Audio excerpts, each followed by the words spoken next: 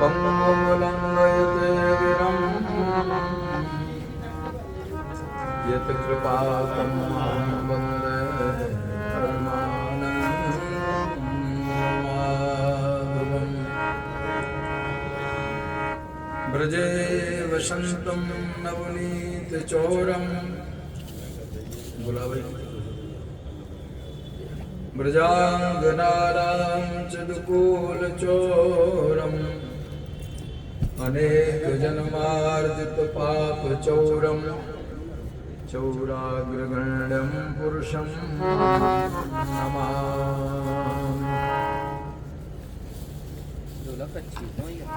यत्कीर्तनं यदस्मरणं यदीक्षणं यद्वन्दनं यश्रवणं यदर्णं लोकस्य सत्यो विदिनोति कल्मषम् तस्मै श्रवसे नमो नमः। कृष्णं नारायणं वन्दे कृष्णं वन्दे व्रजप्रियं कृष्णं द्वैपायनं वन्दे कृष्णं वन्दे प्रभासुतं। गंगातरङ्गरमणीयजटाकलापं गौरीनिरन्तरविभूषितवामभागं नारायणप्रियमनङ्गमदापहारं वाराणसीपुरपतिं भजे विश्वनाथं। रामाय रामभद्राय रामचन्द्राय वेदसे रघुनाथाय च नाथाय सीताया पतये नमः। कृष्णं नारायणं वन्दे कृष्णं वन्दे व्रजप्रियं कृष्णं द्वैपायनं वन्दे कृष्णं वन्दे प्रथासुतम्।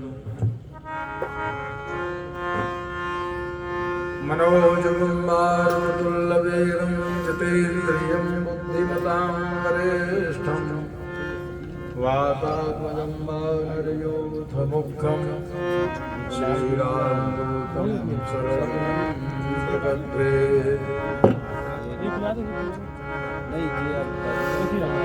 ॐ भगति भगत भगवन्तु पदचतुर्नाम जिनके पग बंधन किए ना सकुलने प्रज्वलित सब संतन मिल निर्णय कियो मत पुराण इतिहास भजरे को गोई भले जिके हरिदास।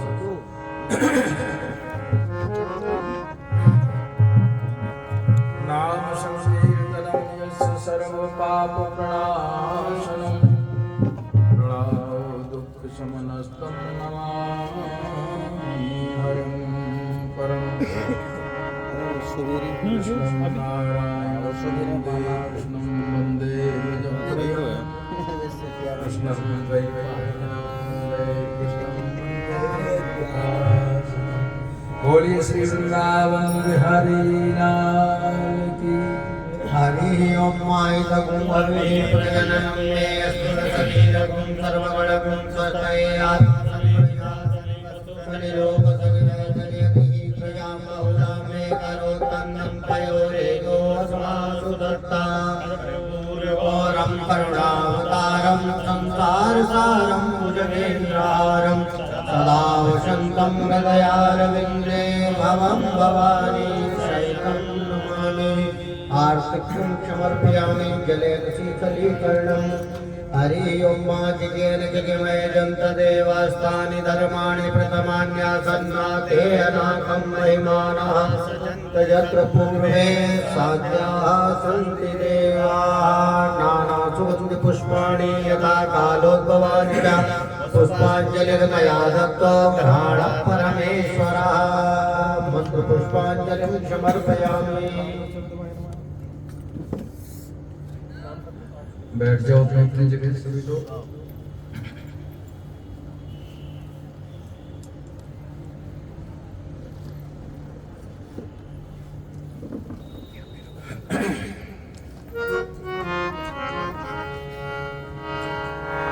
आए पहले 2 मिनट भगवान का नाम संकीर्तन करते हैं। बोलिए श्री वृंदावन बिहारी लाल की।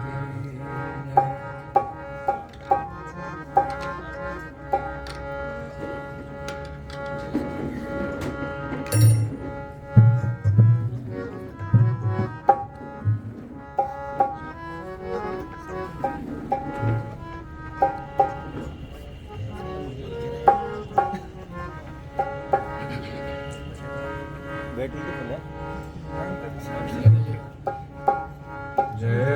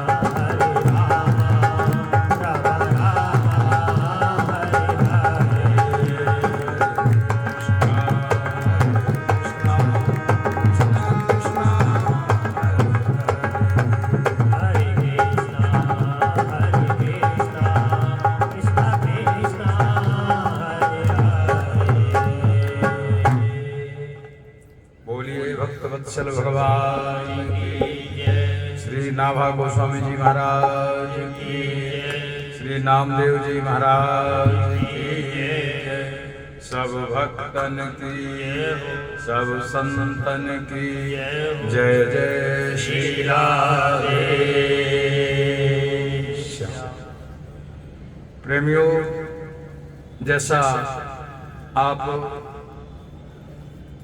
परम भागवत श्री नामदेव जी के पावन चरित्र का श्रवण कर रहे हैं, यथो नाम तथो गुणा। कल आपने सुना कि नामदेव का नाम किसने रखा? आकाशवाणी हुई। जब ब्राह्मणों ने नामकरण संस्कार की बारी आई तो पूछा गया कि भाई इसके पिता का नाम, तो वामदेव बोले इसके पिता तो भगवान हैं। अरे बोले मैं इसके पिता का नाम पूछ रहा हूं जिसने जन्म दिया। बोले भगवान हैं। ब्राह्मण मानने को तैयार नहीं। तो आकाशवाणी हुई, अरे ब्राह्मणों, ये मेरा ही पुत्र है और इसका नाम जो है नामदेव होना चाहिए, क्योंकि इसकी नाम में विशेष निष्ठा है। तो देखो, भावो ही भव कारणम। हम भगवान की सेवा पूजा करते हैं, लेकिन हमारा भाव क्या रहता है? हम भगवान को मिट्टी के मानते हैं कि पत्थर के मानते हैं कि लकड़ी के मानते हैं कि कागज के फ्रेम में जो फोटो लगी है उसको मानते हैं। एक उदाहरण आता है, एक ब्राह्मण धन की कामना से भगवान श्री मुरली मनोहर जी की सेवा करता था, परंतु सेवा करते करते धीरे धीरे उसका रहा सहा सब कुछ धन भी नष्ट हो गया। एक दिन किसी साहूकार से भेंट हुई। प्रसंगवश उन्होंने अपनी परिस्थिति सेठ जी से कही। सेठ जी ने कहा, आप भूल गए, मुरली मनोहर भगवान तो मुक्ति देते हैं। अगर तुम्हें धन की आवश्यकता है तो तुम दुर्गा माता की सेवा करो, वो तुम्हें धन देंगे।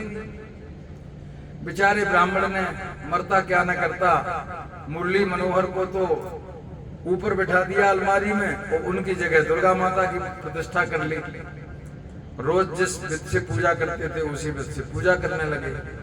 अब जो देवी माँ को अगरबत्ती लगाई थी, अगरबत्ती का धुआं जा रहा ऊपर को, तो उनके मन में जो आदमी काम का न हो उससे थोड़ी घृणा सी हो जाती है।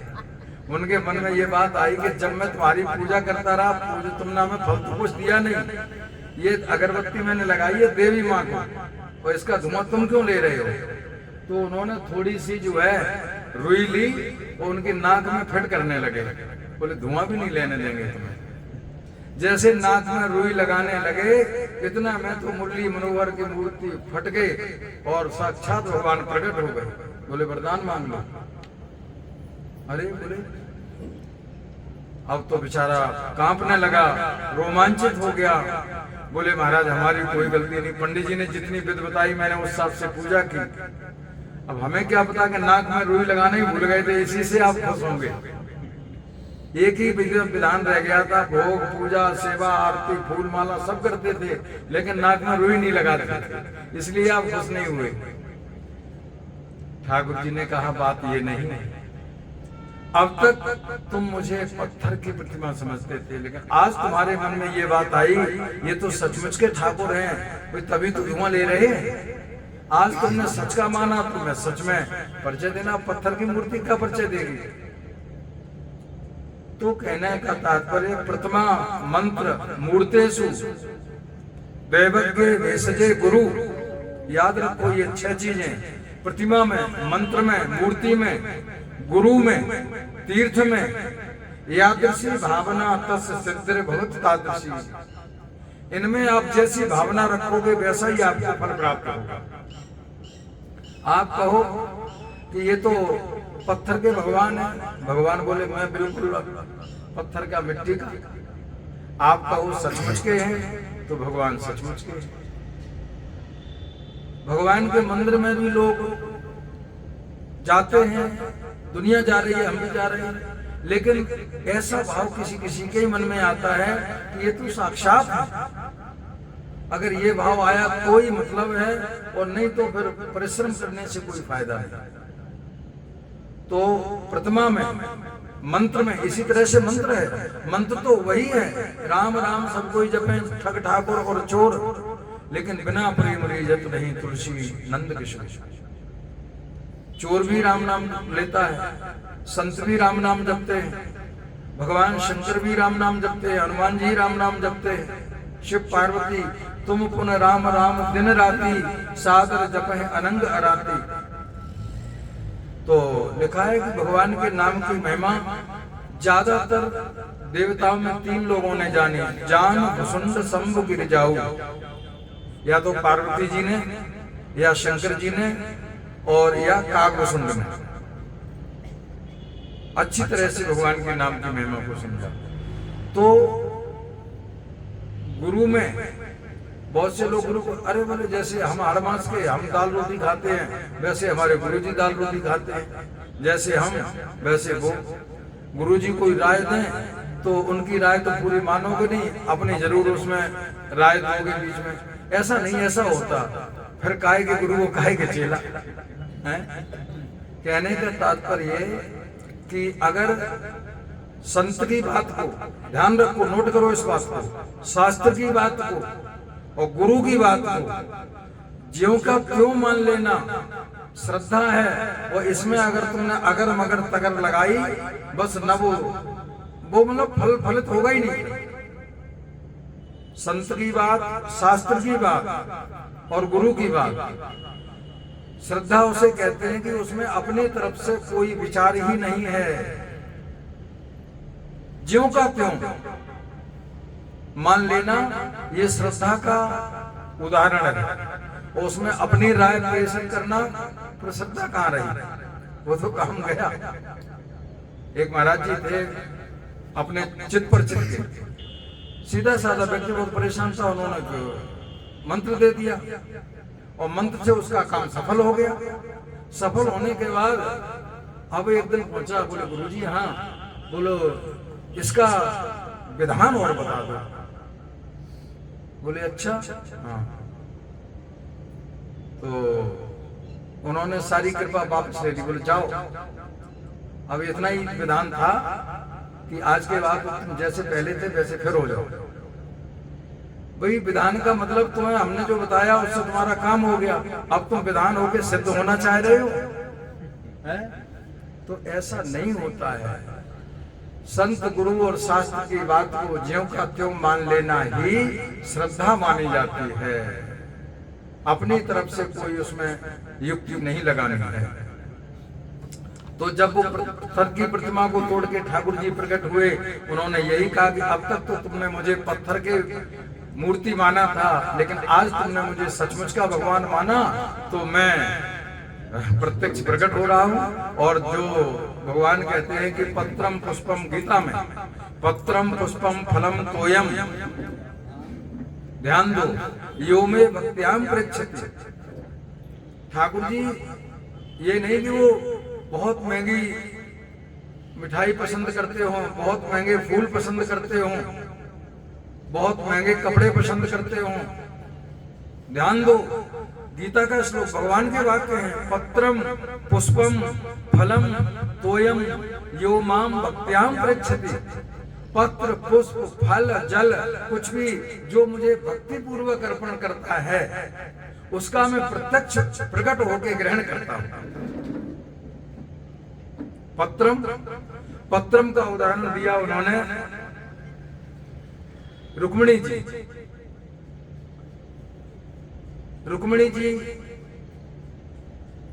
ने एक तुलसी के दल पर ठाकुर जी को तोल दिया, तुलसी दल भारी पड़ गया, ठाकुर जी हल्के पड़ गए। पत्रम पुष्पम, गजेंद्र ने जिस समय ग्रह ने पैर पकड़ रखा था सरोवर में, गजेंद्र ने मात्र एक पुष्प देके, मात्र एक पुष्प, न वहां धूप न दीप न भोग न आरती कुछ नहीं, एक पुष्प कमल का जो सरोवर में खिला हुआ था वही तोड़ के भगवान को अर्पण किया।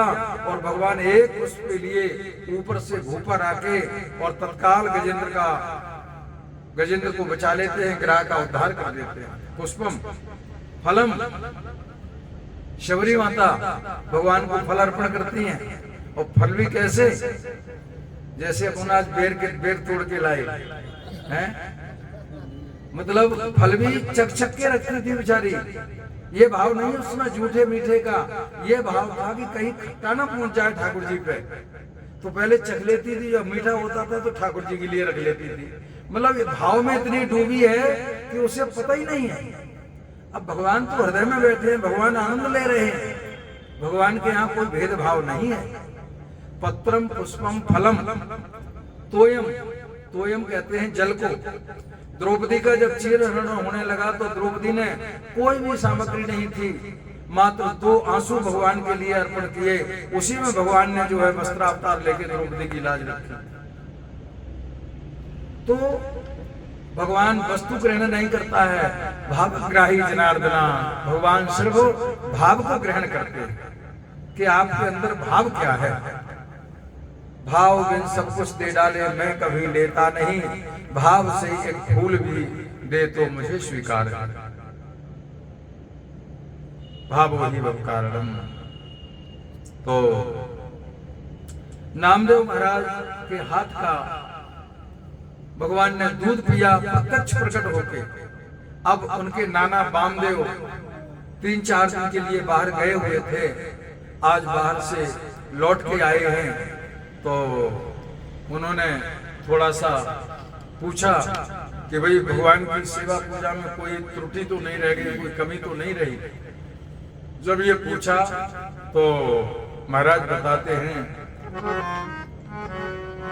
आए बामदेव पाछे पूछे नामदेव जूसो, दूध को प्रसंग अति रंग भर आखिए, मोसो ना पिछान दिन 2-4 हान भई, मान डर खान तजो चाहो अभिलाखिए, पायो सुख दियो जब ने राख लियो,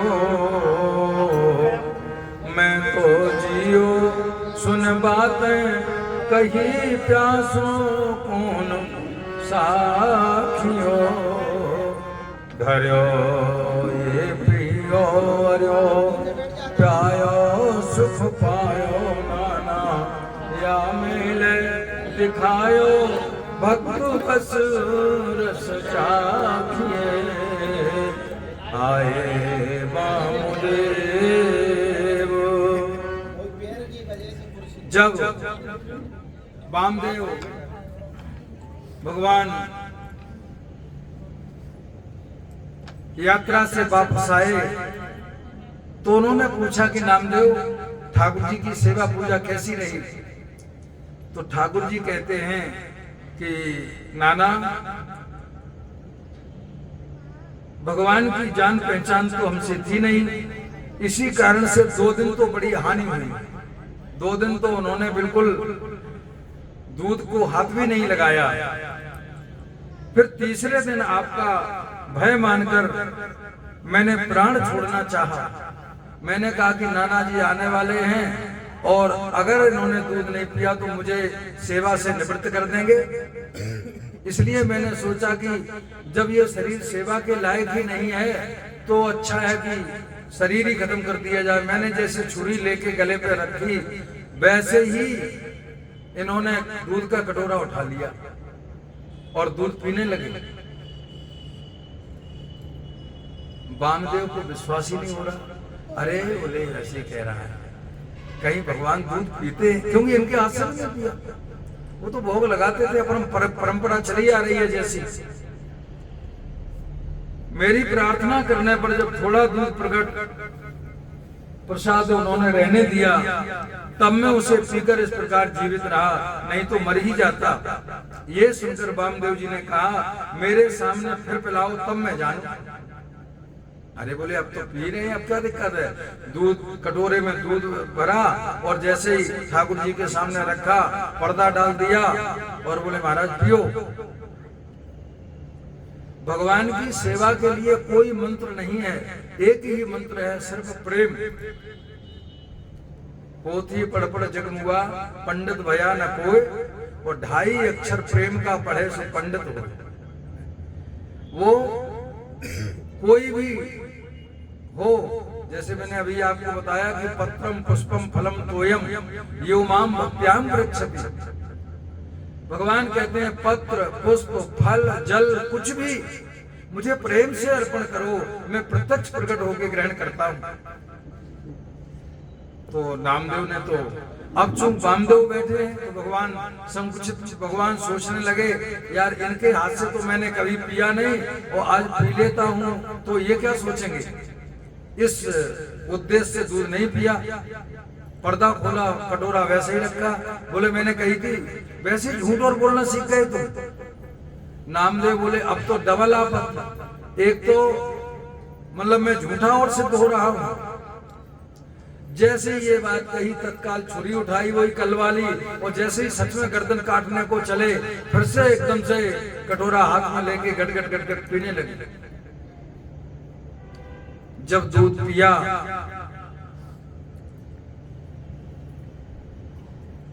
प्रसाद नामदेव को पिलाया, वामदेव जी ने ये सोचा कि मैंने जीवन भर सेवा की पर दर्शन नहीं हुए, आज बालक के प्रभाव से कम ठाकुर जी के दर्शन तो हो गए। देखो ये होता है, इस प्रसंग के द्वारा भगवान ने ये दिखा दिया कि मैं भक्त के वश में होकर उनके प्रेम के कारण अर्पित भोग को ग्रहण करता हूँ।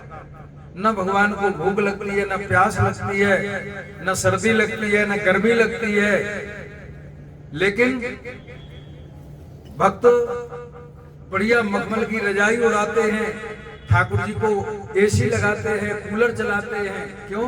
उसकी भावना ही तो है और भगवान स्वीकार करते हैं। तो इसका उदाहरण दिया एक अड़ैया भक्त से।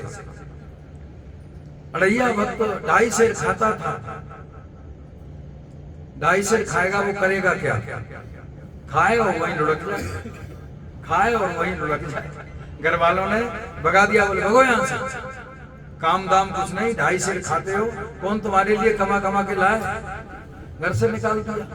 बेचारा भटकने लगा।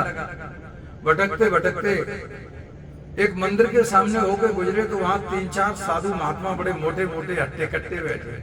बोले ये तो बड़े मोटे साधु बैठे, ज्यादा खाते होंगे तभी तो अच्छी हेल्थ है इनकी। पहुंचे वहां, बोले बाबा हमें भी चेला बना लो। बोले हाँ बन जाओ चेला, क्या बात? बोले तो क्या करना पड़ेगा? अरे बोले कुछ नहीं, माला लो, कंठी बंधवा लो, गले में हीरा डाल दो और ये माला लेके बस राम राम जपो और कुछ नहीं करना। और बोले खाने पीने का? अरे बोले खूब 2 बार खाओ। बोले बस 2 ही बार? कुछ ज्यादा खाते थे। नहीं नहीं अगर तुमको हो तो तुम 3 बार खाओ, कोई दिक्कत नहीं। अरे बोले बस हमारा तो काम बन गया। ठाकुर जी ने सुन ली। अड़ैया भक्त बेचारा मंदिर पे बस 3 बार प्रसादी पावे और माला लेके इतना राम राम राम राम जब जी में आ जाए, कोई बात नहीं। धीरे धीरे चलता रहा कार्यक्रम। एक दिन सुबह पड़ गई एकादशी। अब वो बार बार इधर जाए उधर जाए, वहां तो चूल्हे गर्म नहीं हो रहा। बोले गुरुजी आज तो कुछ लग रहा है बन ही ना रहा। बोले पता नहीं तुम्हें आज एकादशी है। एकादशी को संतों के यहाँ कुछ बनता नहीं है और न मिलता है कुछ। बोले हमें भी? अरे बोले हमें तुम्हें क्या होता है, जब बनेगा ही नहीं तो किसी को नहीं मिलेगा। बोले तो कब मिलेगा? बोले द्वादशी को।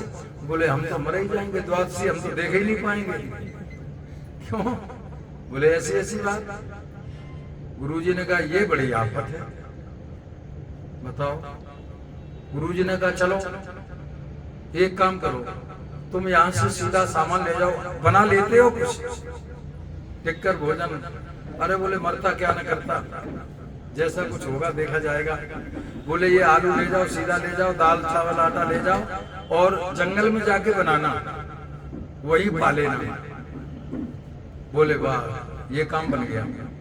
हाँ बोले एक बात और ध्यान रखो, जो भी है बन के तैयार हो जाए तो पहले ठाकुर जी को भोग लगाना, भोग लगाए बिना मत खाना। दरअसल में जितने भी वैष्णव हैं, वैष्णवों का ये नियम होता है कि वैष्णव कोई भी वस्तु हो, भगवान को, भगवान का प्रसाद जो भी पाते हैं भगवान का प्रसाद पाते हैं। यानी चाहे जल भी पिए तो पहले ठाकुर जी को अर्पण करेंगे, ध्यान करेंगे उनका, उसके बाद जल पिएंगे। कुछ भी हो, और जिसका भोग ठाकुर जी को नहीं लगाएगा, लग सकता है, उसको वो वैष्णव लेता भी नहीं है। जैसे हमारे शास्त्रों में लिखा है कि ठाकुर जी को लहसुन का, प्याज का, मसूर का आदि आदि जो वर्जित हैं उनका भोग नहीं लगता है, तो वो वैष्णव भी नहीं लेता है। चलो इधर उधर से कंडे बीने, आग चेताई, आलू भुनने दे दिए, आलू चोखा बन गया, उसी पे बाटी बना के उसमें दबा दी, बाटी भी बन के तैयार हो गई। अब थाली में परोस के, और हाँ एकदम ध्यान आ गया कि गुरुजी ने कहा कि भोग जरूर लगाना। राम राम रटता था और राम जी के अलावा किसी को जानता था नहीं। बस आंख बंद करके मेरे राम आइए, राजा राम आइए, मेरे भोजन का भोग लगा जाइए। राम जी तो सरल हृदय के, सरल स्वभाव न मन कुटलाई, जथा लाभ संतोष सदाई। भगवान चतुरों को नहीं मिलते हैं, ज्ञानियों को मिलने में देर होती है, लेकिन जो सरल होते हैं उनको भगवान बड़ी सरलता से, बड़ी शीघ्र ही प्राप्त हो जाते हैं। जैसे ही नेत्र खोले तो सामने तो राम जी पधारे, साथ में सीता मैया भी थी, अकेले तो चलते नहीं है। तो देखा, अच्छा मैंने तो एक को बुलाया था लेकिन फिर भी दो जने आ गए, दो भगवान आ गए, कोई बात नहीं, थोड़ी बहुत तो एकादशी हो जाएगी, क्योंकि एक के लिए बनाया था, दो के लिए तीन हो गए, कोई बात नहीं। भगवान को प्रसाद पवाया, प्रसाद पवा के जल पिलाया, और जो कुछ बचा पीछे से उसे खुद पाया। पाने के बाद अब बार बार भगवान को देख रहा है, बड़ा खुश हो रहा है। बोले थोड़े भूखे तो रह गए, लेकिन आपको, आपसे मिल गए, आपको देख के आनंद बहुत आया। थोड़े भूखे रह गए कोई बात नहीं, लेकिन आपको देख के आनंद बहुत आया। ठाकुर जी को देख के जो आनंद सिंधु सुख राशि, आनंद के सुख की जो राशि है, और कहाँ आनंद होगा। खैर चलने लगे तो बोले महाराज अब की बार जो फिर आओगे एकादशी को तो अभी से बता के जाओ कितने लोग आए, मैं वैसी तैयारी कर लूं। बोले ठीक है। बोले आ जाएंगे। कितने आओगे? बोले आ जाएंगे, कोई बात नहीं। फिर भी उसने थोड़ा कुछ बढ़ा दिया। गुरुजी के पास गया अगली एकादशी को, बोले गुरुजी 2.5 सेर का थोड़ा 5 सेर कर दो, क्योंकि हम डबल हो गए। तो गुरुजी ने सोचा कि नहीं पेट भरा होगा, चलो कोई बात, उनको क्या पता कि भगवान भी आते हैं। बस जैसे कर दिया अपना डबल, उसने बनाया, और बनाने के बाद जैसे तैयार हुआ फिर भगवान को बुलाया, भगवान को बुलाया। तो अब की बार राम, लक्ष्मण, भरत, शत्रुघ्न और संग में हनुमान जी। और बोले अब की तो काम ही कर दिया पूरा। एक के 2 और 2 बुलाए, 2 के लिए बनाया तो 4 आ गए, और एक फालतू।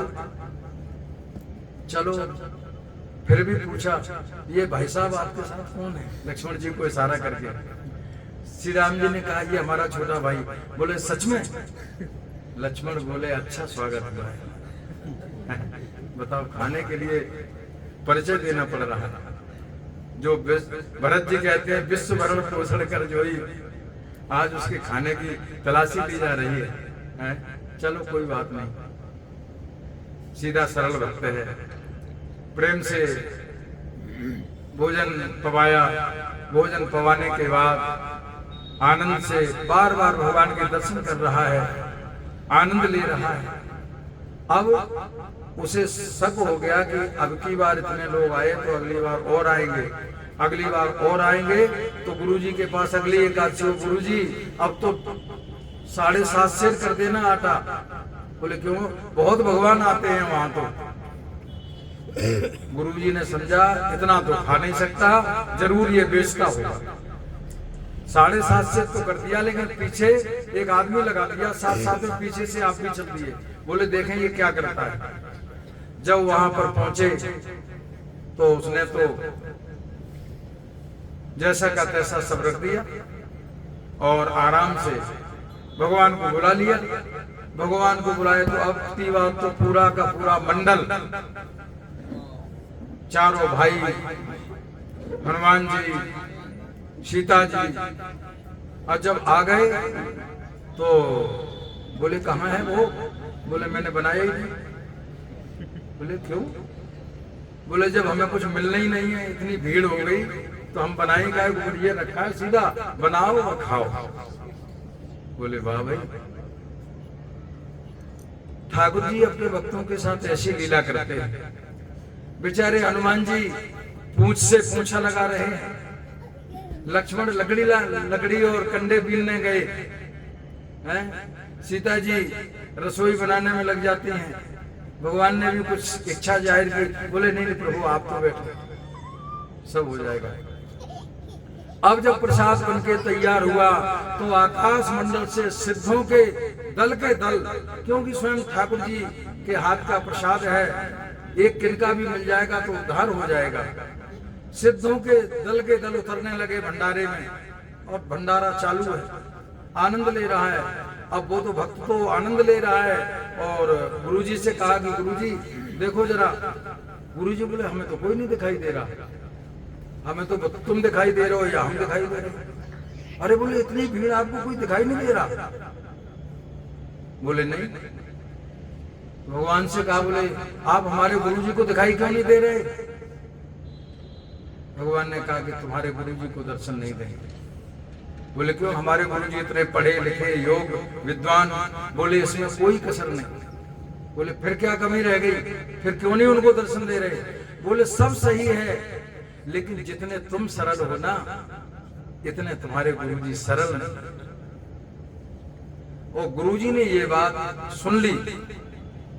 जैसे ये बात सुनी, अब तो आंख से आंसुओं की धार पड़ गई। बोले मैंने सारी पढ़ाई पढ़ ली, सारे वेदांत, उपनिषद, पुराण, वेद, लेकिन जीवन में सरलता नहीं ला पाया। और भगवान जब रीझते हैं तो सिर्फ सरल स्वभाव नमन कुटलाये, जथा लाभो संतोष सदाये। नवदा भक्ति में भी बताया, नवमु सरल सब सन छलहीना, ये नौवीं भक्ति है। प्रथम भगति संतन कर संगा, पहली भक्ति बताई है संतों का संग, क्योंकि संतों का संग करने से पूरी पढ़ाई हो जाती है, फिर आपको कहीं अलग से एडमिशन नहीं लेना पड़ेगा। प्रथम भगति संतन कर संगा, दूसरी रति मम कथा प्रसंगा। दूसरी भक्ति मेरी कथा में रुचि, गुरु पद पंकज सेवा, तीसरी भगति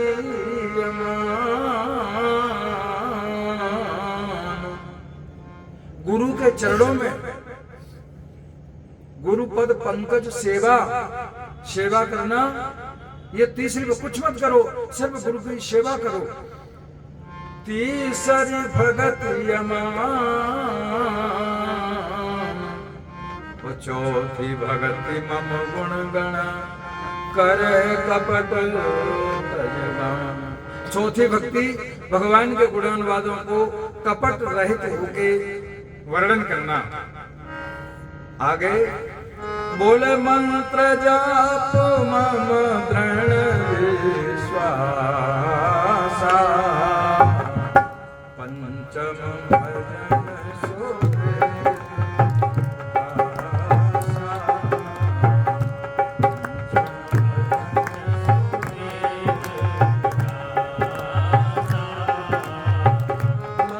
जाप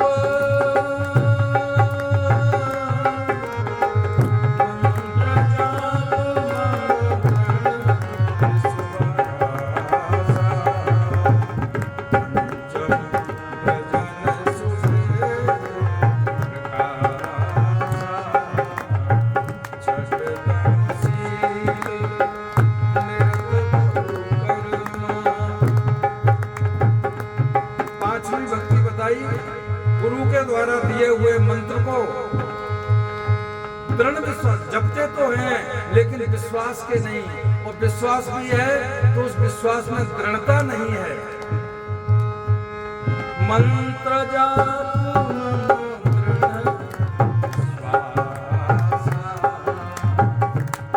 अभी अढ़ैया भक्त को क्या है, सिर्फ गुरु की बात पर दृढ़ विश्वास है कि गुरु जी ने कहा कि भगवान को बिना भोग लगाए भोजन मत करना, और इतनी सी बात पर आज उसने इसी को मंत्र मानकर और राम राम जप के साक्षात भगवान को पा लिया। मंत्र जाप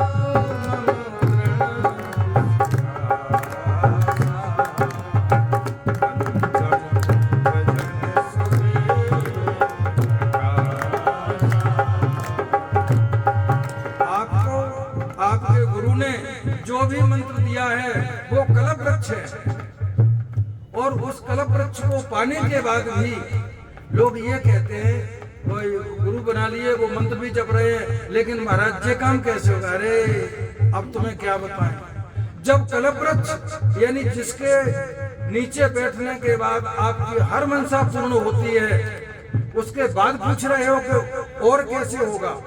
इसका मतलब तुमको उस मंत्र में विश्वास ही नहीं है, तुम्हारे कभी काम पूरे नहीं होंगे। क्यों? काम पूरे होते हैं विश्वास से। कवनि सिद्ध न बिन विश्वासा, बिन विश्वास न भव भय नाशा। तलेटी में आप लोग गिरिराज जी की परिक्रमा करने जाते हैं, जब दान घाटी से परिक्रमा प्रारंभ होती है तो 1 किलोमीटर चलने के बाद पंडित श्री ज्ञा प्रसाद जी महाराज की समाधि आती है। लोगों ने दर्शन किए होंगे। वो पंडित जी के गुरु थे, वृंदावन के सिद्ध परमहंस संत श्री उड़िया बाबा। उड़िया बाबा से उन्होंने दीक्षा ली थी। दीक्षा लेने के बाद यद्यप पंडित जी भी मास्टर थे, कथावाचक थे, राम कथा करते थे, लेकिन दीक्षा लेने के बाद गुरु जी ने एक बार जो मंत्र दे दिया, उस मंत्र के बाद समय समय पर गुरु जी से मिलना, सत्संग करना, पूजा करना उनकी। लेकिन जीवन में मैंने उनकी जीवनी पढ़ी है, जीवन में बोले मरते मर गए, लेकिन उसके बाद कभी भी गुरु जी से अपने कोई दोबारा प्रश्न ही नहीं किया। क्यों? कि पारस तो दे दी, और पारस लेने के बाद भी सो की दरिद्र परसमण जाके, पारसमणि पाके भी तुम दरिद्र रह ही गए। इसका मतलब तुम्हें पारसमणि का महत्व मालूम नहीं है। मंत्र जाप मम दृढ़ विश्वासा, दृढ़ता के साथ, विश्वास के साथ। दृढ़ता किस बात की? कि आज हमारा हम जब तो कर रहे हैं लेकिन हमारे काम पूरे नहीं हो रहे हैं, तो दृढ़ता रखो। बोले आज नहीं तो कल, अभी तुम्हारे भजन में कुछ कमी है इसलिए पूरे नहीं हो रहे हैं, दृढ़ता रखो। फिर भी नहीं पूरा हो रहा है, फिर भी दृढ़ता रखो। भागवत में तो यहाँ तक लिखा है कि भक्ति करने के बाद पूरा का पूरा जीवन यदि प्रतीक्षा में ही व्यतीत कर दिया जाए तो भी आपको प्रश्न करने का अधिकार नहीं है। क्यों? अगर आप प्रश्न करते हैं तो वहां भक्ति खंडित हो जाती है, क्योंकि जो तुम कर रहे हो वो तुम्हारे हृदय में बैठा है, उसे मालूम है। तो पहले तो मंत्र जाप करती, हमने तो ऐसे ऐसे लोग देखे गुरु से मंत्र लेने के बाद वो मंत्र ही भूल जाते हैं। पूछा कि मंत्र कौन? अरे वो याद तो था, क्या था, फिर तुम भूल गए, मंत्र ही भूल गए। कैसे तुम्हारे काम सिद्ध होंगे? और चलो कर भी रहे हो तो तुम में दृढ़ता नहीं है, दृढ़ता थोड़ी बहुत दिन रहती भी है तो तुम में विश्वास नहीं है।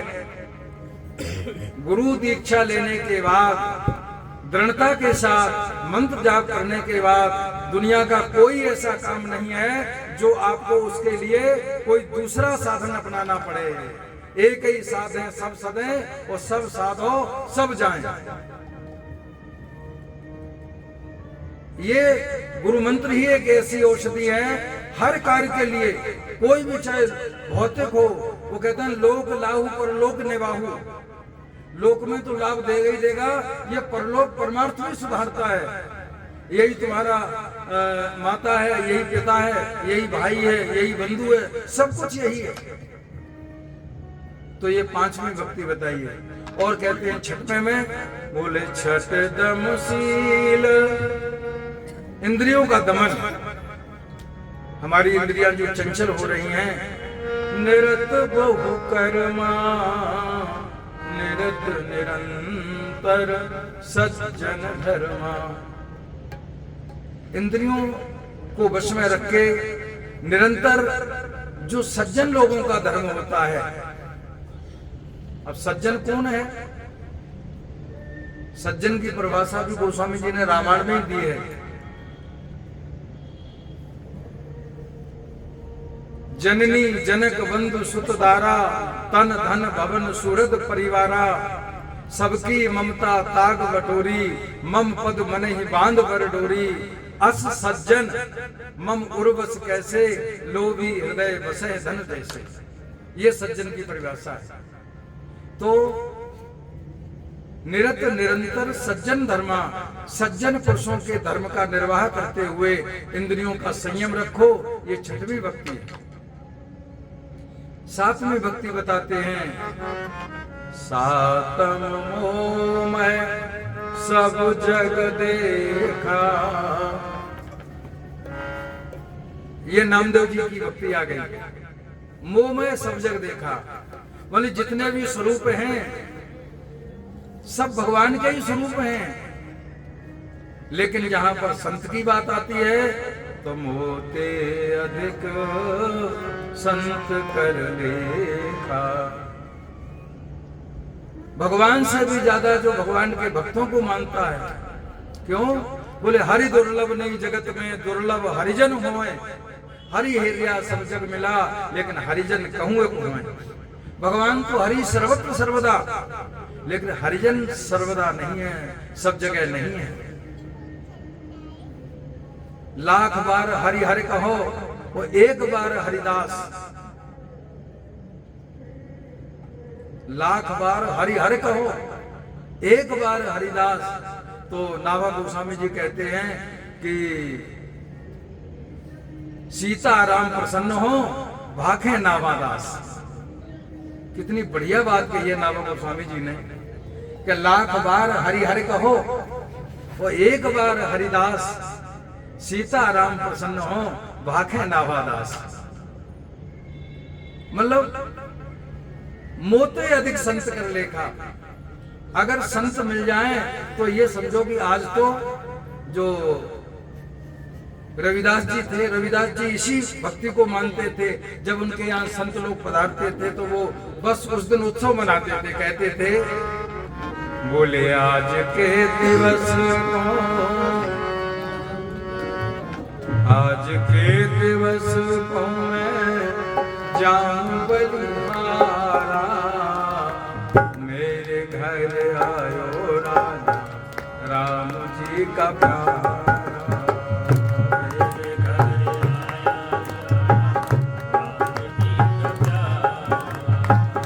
आज के दिवस को मैं जाऊं बलिहारा,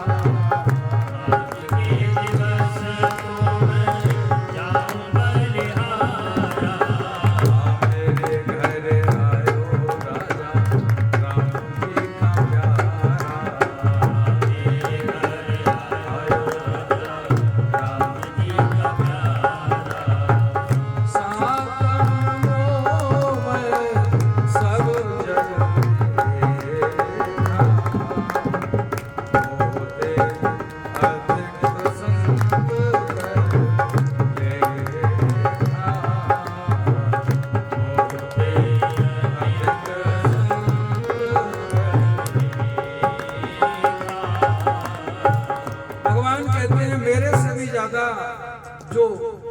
का सम्मान करते हैं, संतों को मानते हैं, वो सातवीं भक्ति है। अब आठवीं भक्ति बताते हैं। आठम जथा लाभ संतोषा। अब देखो, कुछ नहीं करना है, प्राप्त को पर्याप्त समझे, प्राप्त को पर्याप्त समझे, बस यही आठवीं भक्ति है। आठम जथा लाभ संतोषा, सपने नहीं देखे परदोषा। कोई कैसा ही हो लेकिन किसी में दोष नहीं देखे, और जितना भगवान ने दिया है ठाकुर जी ने उसी में संतोष करे। आठम जथा लाभ संतोषा, सपने नहीं देखे परदोषा। और अभी जो प्रसंग चल रहा था वो नौवीं भक्ति का था। बोले नवम सरल,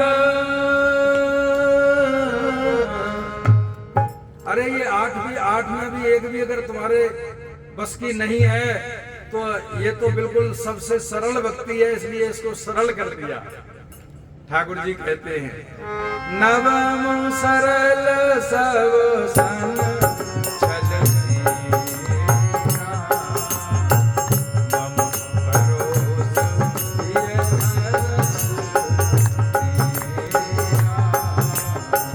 मम परोस ये हरस।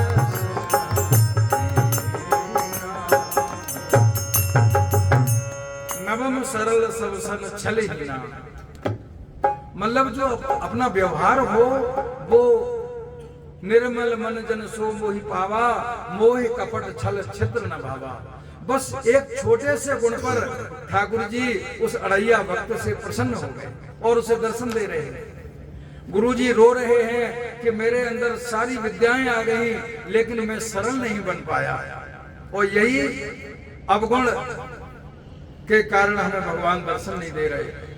अब रोते रोते इतने बेहोल हो गए कि जितने विकार थे वो आंसुओं के बहाने निकल गए। अंत में भगवान ने कहा कि चलो ये हमारे भक्त के गुरु हैं तो उसको भी दर्शन दे। बोलिए भक्त वत्सल भगवान की। नौ में जिनके एकौ होई, ये नवधा भक्ति बताई है। प्रथम भक्ति, या तो संतों का संग कर लो, या भगवान की कथा में रुचि लगा लो, या गुरु जी की बढ़िया सी सेवा कर लो, या छल कपट छोड़ के भगवान के गुणानुवाद कर लो, या दृढ़ता के साथ मंत्र जाते ही पकड़ लो, या इंद्रियों का संयम करते हुए छठवीं भक्ति कर लो, या सिया राम में सब जग जानी देखते हुए सातवीं भक्ति कर लो। जो कुछ पर्याप्त है प्राप्त को पर्याप्त समझ के आठवीं भक्ति कर लो, और बिल्कुल निश्चल होके छल कपट से रहित होके नौवीं भक्ति कर लो। भगवान कहते हैं नारी पुरुष सचराचर कोई, इन नौ में जिनके एक भी भक्ति है, चाहे वो स्त्री हो चाहे पुरुष हो, यहाँ कोई योग्यता नहीं बताई गई है, जात बरादरी नहीं बताई गई है, छोटा बड़ा नहीं बताया गया है, पढ़ा अनपढ़ नहीं बताया गया है। बोले नौ में जिनके एक कोई, नारी पुरुष सचराचर सृष्टि में कोई भी हो वो मुझे प्राप्त कर लेता। तो कहते हैं ये अड़ैया भक्त आज भगवान ने इसको दर्शन दिए। क्यों? कि सिर्फ एक ही गुण पर रीझ गए। आज क्या है, आज लोग पढ़े लिखे हो गए, होशियार बहुत हो गए, इन कथाओं पर विश्वास नहीं होता है। लोग ये कहते हैं ये तो ब्राह्मणों ने अपने बस धंधा बना लिया है। क्यों? अब तुम सरल नहीं हो, तुम तर्क कुतर्क वाले हो, तो तुम्हारे साथ वैसे करता होगा। और जो कहते हैं ज्ञानी की गानी चढ़ी रही और अज्ञानी तेल निकाल चुके। ज्ञानी लोग जो है ज्ञान के चक्कर में मारे जाते हैं। तो कहने का तात्पर्य भगवान तो सरल हृदय को बहुत जल्दी प्राप्त कर जाते हैं। जैसे ही सूरदास जी का कल मैं आपको पद सुना रहा था, सूरदास जी ने जब अंतिम पद गाया, भरोसा दृढ़ इन चरण के। इनके गुरुदेव थे वल्लभाचार्य जी महाराज। जैसे जो रामानंदी लोग हैं उनके गुरु रामानंद हैं, जो कृष्णोपासक हैं उनके गुरु जो है वल्लभाचार्य जी हैं। तो बोले श्री वल्लभ, अंतिम जो पद है गुरुदेव के लिए है। तो सूरदास जी कहते हैं श्री वल्लभ नख चंद्र छटा बिन। अब दो शब्दों में क्या कहां तक पहुंच गए? बोले श्री वल्लभ नख चंद्र छटा बिन, सब जग माही अंधेरो दृढ़ इन चरणन के भरोसा। सूरदास जी कहते मुझे तो अपने गुरु के चरणों की रज का ही भरोसा है, साधन और नाहिया कली में। चाहे नौकरी हो, व्यापार हो, कैसा भी कुछ भी साधन वाले हो आप, बोले साधन और नाही या कली में, जासो होए निवेरो दृढ़ इन चरण भरोसा, दृढ़ इन चरण। सूरदास प्रभु दुविधिया धरो। बोले बाहर से तो मुझे कुछ दिखाई नहीं देता है संसार का, लेकिन मैं तो अंदर से भी अंधा हूं। प्रत्येक जीव के दो नेत्र होते हैं, एक तो बाहर के नेत्र जिससे हम संसार को देखते हैं, और एक अंदर के नेत्र ज्ञान विराग नयन उर्गारी।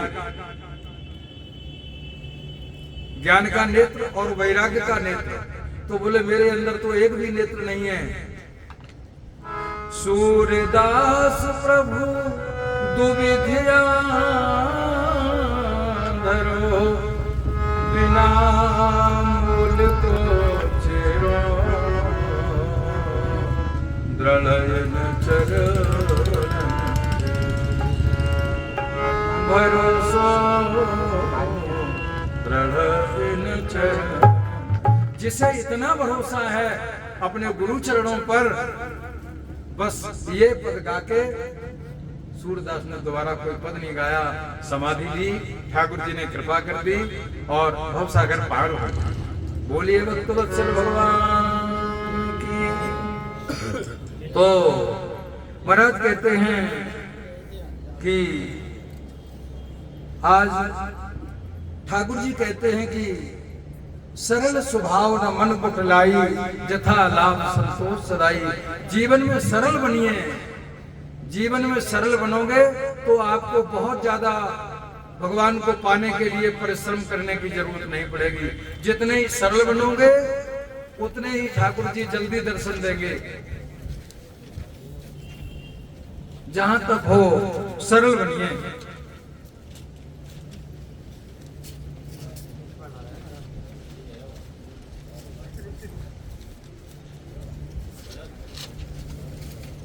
एक दिन की बात है कि नृप सोमलेक्ष बोल कहीं मिले साहेब को, दीजिए मिलाए करामात दिखराए। ये सिकंदर लोधी बादशाह था। उसी समय श्री नामदेव जी की पूरे देश में बड़ी चर्चा थी भक्ति की। तो नृप सोमलेक्ष ये सिकंदर लोधी बादशाह आया नामदेव के पास, बोले मैंने आपकी बड़ी ख्याति सुनी है, दीजिए मिलाए करामात दिखराइए। होई करामात तो पे काहे को कशब करे। नामदेव जी बोले अगर मेरे अंदर कुछ करामात होती तो हम काहे को दर दर भटकते फिरते। सीधी स्वभाव में अपनी हृदय की बात कह दी। भरे दिन है पे बांट संतन सो खाइए। अरे मैं तो संतों के साथ बैठ के अपना जीवन यापन कर रहा हूं, अपने राम कोई करामात नहीं जानते। देखो जो करामाती है वो मना कर रहा है कि अपने राम की कोई करामात नहीं है। ताही के प्रताप आप यहाँ लो बुलायो हमें, दीजिए जीवाए गाय घर चले जाइए। सिकंदर लोधी ने नामदेव जी के सामने गौ की हत्या कर दी और गौ की हत्या करके बोले इस गाय को जलाओ तब तो तुम्हारी करामात मानेंगे। दैले जीवाय गाय सहज सुभाय ही में, अति सुख पाए पाए परो मन भाइये। तत्काल नामदेव जी ने अपने नाम के प्रभाव से गाय, मरी हुई गाय को जिंदा कर दिया सिकंदर लोधी के सामने। अब तो सिकंदर लोधी नामदेव के पैरों पड़ गया, दंडवत प्रणाम करने लगा। एक बार मुसलमानों के राजा सिकंदर लोधी ने नामदेव जी को बुलाकर कहा कि आप साहब से मिले हुए हैं तो यहाँ पर मुझे आपकी कुछ करामात देखनी है। उनके सामने ही गाय की हत्या कर दी और गाय की हत्या करके कहा कि आप गाय को जिंदा करो। अरे बोले ये क्या किया आपने। एक बार श्री ज्ञानदेव जी के मन में तीर्थ यात्रा का विचार उदय हुआ। दूर दूर तक जब इनका नाम फैल रहा था तो बोले गाय को जिंदा कर दीजिए, अपने घर को जाइए, नहीं तो कारागार में रहना पड़ेगा। तुम झूठे भगत बनकर लोगों को ठगते हो। तब आपने सहज स्वभाव से एक प्रार्थना पद गाकर गाय को जीवित कर दिया।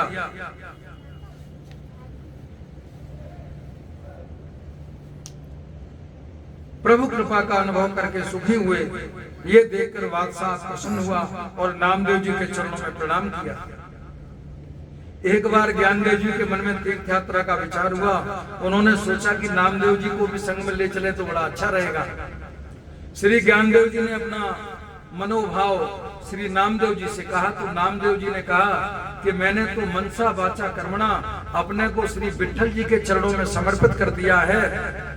आप इनसे पूछ लें, यदि ये आज्ञा दें तो जा सकते हैं।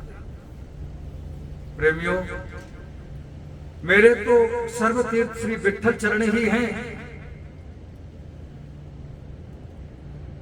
कोट तीर्थ हरि नाम में जो देखे द्रव खोल, तीर्थ अमित कोट सम पावन, नाम अखिल अग पूग न सावन।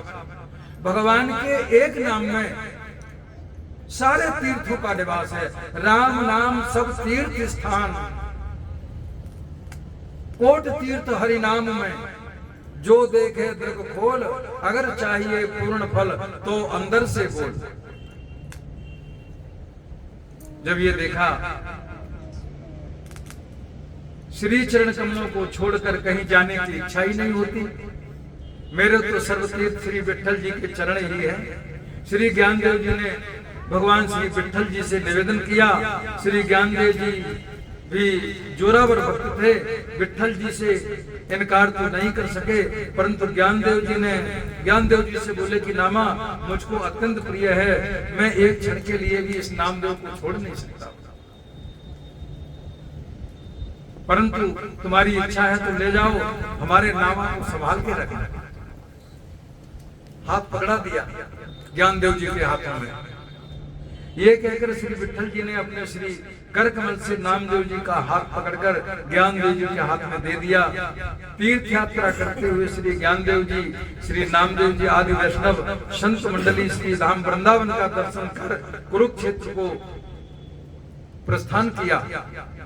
संतों की ये जमात जहां पहुंची, आनंद का समुद्र उमड़ पड़ता था। जहां जहां राम चरण चल जाहि, तिन समान अमरावत नहीं। संत वैसे कहीं जाते नहीं है, लेकिन संत तो तीर्थों को पवित्र करने के लिए तीर्थों में जाते हैं। संत तो चलते फिरते तीर्थ हैं, जैसा गोस्वामी जी ने कहा कि मुद मंगल मय संत समाजू जो जग जंगम तीरथ राजू। ये संतों की मंडली तो चलता फिरता तीर्थराज प्रयाग है, इनको तो कुछ करना ही नहीं है। मुद मंगलमय संत समाजो जो जग जंगम तीर्थ राजो। चले जा रहे तीर्थों को भी तीर्थ बनाने के लिए।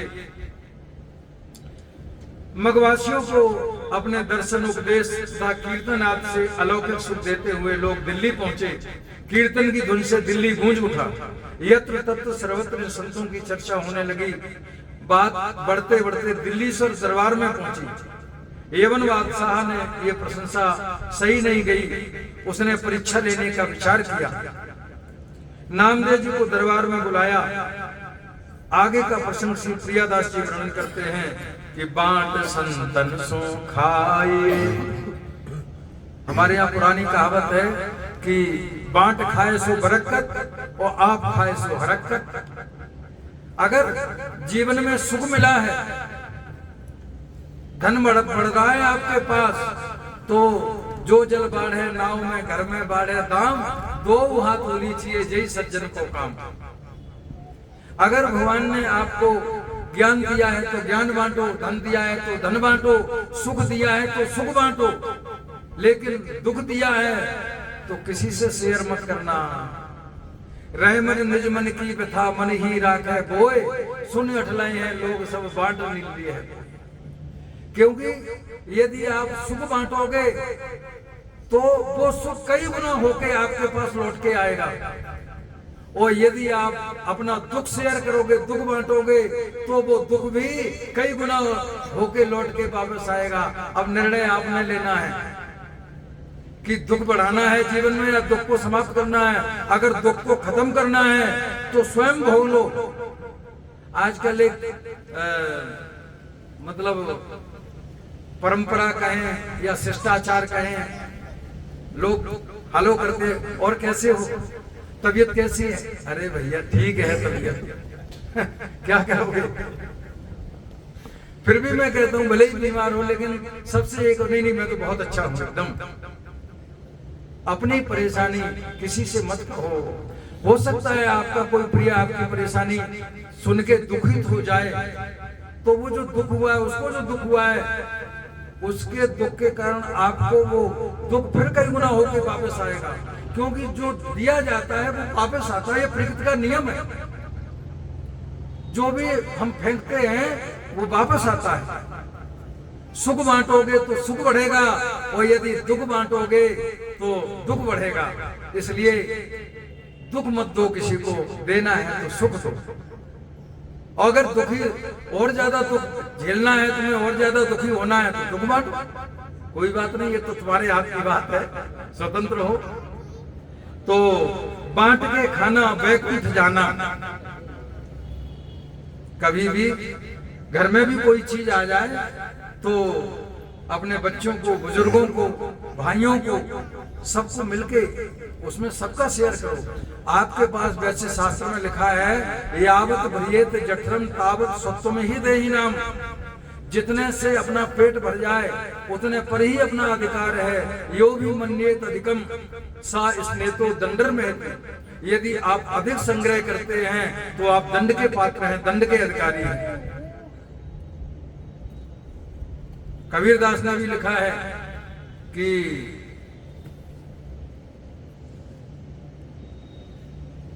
कबीर माया रूखड़ी, ये लूखड़ी है दो फल की दातार। इसमें दो फल लगते हैं कि खावे खर्चे मुक्ति दे, वो संचय नरक द्वार। अगर जोड़ जोड़ के रखते रहोगे तो समझ लो नरक का दरवाजा तैयार है तुम्हारे लिए। और खा पी के दान करके पुण्य करके, और अपने कहते हैं धन की गत तो तीन है, दान भोग और नाश। बात वो वहीं आ जाती है। दान करो, भोग भोगो, पढ़ाई में लिखाई में, बच्चों के खिलाने में पिलाने में, मकान में दुकान में खूब लगाओ, और बचे दान करो। और इन दो से परिचित रह गए तो नाश अपने आप हो जाएगा, आपको कुछ नहीं करना पड़ेगा, अपने आप नाश हो जाएगा। कहीं रोग, बीमारी, हारी, मुकदमा, कुछ न कुछ ऐसा प्रसंग बनेगा कि बराबर हो जाएगा। एक बार दो फकीर मिले, आपस में कुशल प्रश्न पूछे। एक फकीर ने पूछा, कहिए आपकी कैसी चलती है? फकीर ने कहा, अच्छी चलती है, खुदा देता है तो खूब खाता हूँ पीता हूँ, नहीं देता है तो मन मार कर रह जाता हूँ। दूसरे फकीर ने कहा, तब ये कौन सी अच्छी बीतती है? अरे ये तो कुत्ता भी कर लेता है, उसे भी तो खुदा देते हैं तो खाता है और नहीं तो गुर्राता है, और नहीं देता है तो तुम दबाए पड़ा रहता है। फिर आप में और कुत्ते में अंतर क्या रहा? उस फकीर ने पूछा, अच्छा आपकी कैसी बीतती है? दूसरे फकीर ने कहा, हमारी तो अच्छी बीतती है, खुदा देता है तो बांट कर खाता हूँ, नहीं देता है तो धन्यवाद देकर उसके भजन ध्यान में लग जाता हूँ। ये बात बड़ी अच्छी लगी। बोले अगर देता है तो बांट के खाता हूँ और नहीं देता है तो उसको धन्यवाद देके अपना जो है भजन कीर्तन में लग जाते। अतः नामदेव जी कहते हैं, बांट खाइए। बादशाह की श्री नामदेव जी के देन पर विश्वास नहीं हुआ, क्योंकि उससे बड़े बड़े अच्छे अच्छे संत सच्चे लोगों ने श्री नामदेव जी की प्रशंसा की थी। बोले नामदेव ऐसे तो नहीं हो सकते। जब गाय जलाने की बात आई तो नामदेव जी ने गाय को जलाने के लिए एक पद गाया है, बिनती सुना जगदीश हमारी। नामदेव जी भगवान से प्रार्थना कर रहे हैं, बिनती